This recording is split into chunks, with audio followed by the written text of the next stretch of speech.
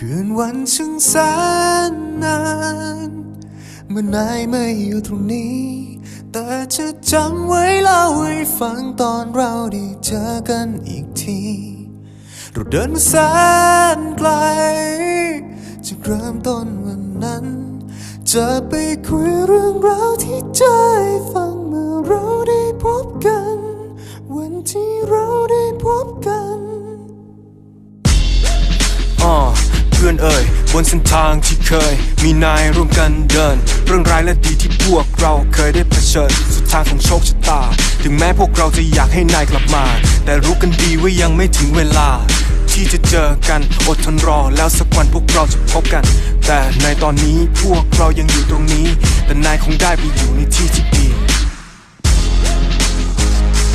เราจะเก็บไว้ทุกความทรงจำที่พวกเราเคยได้มีด้วยกันเพราะเราเป็นดังครอบครัวเราเคยมีนายทุกที่ที่ไปวันนี้เราจะขับไปสู่นายเป็นครั้งสุดท้ายวันช่างแสนนานเมื่อนายไม่อยู่ตรงนี้แต่จะจำไว้เล่าให้ฟังตอนเราได้เจอกันอีกทีเราเดินมาแสนไกลจากเริ่มต้นวันนั้นจะไปคุยเรื่องราวที่ใจฟังเมื่อเราได้พบกันวันที่เราได้พบกัน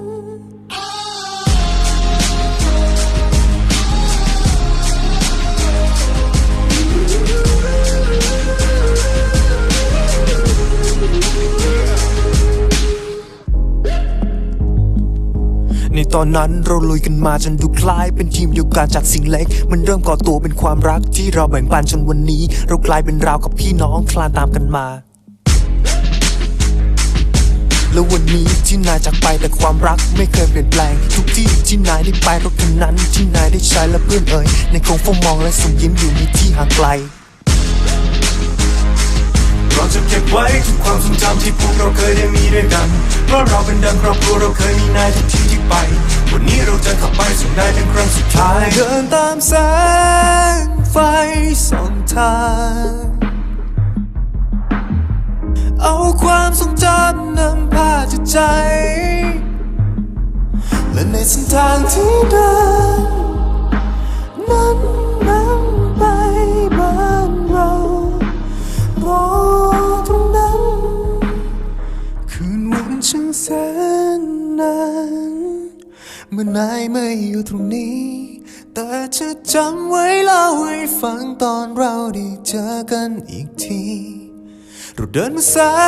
นไกลจากเริ่มต้นวันนั้นจะไปคุยเรื่องราวที่ใจฟังเมื่อเราได้พบกัน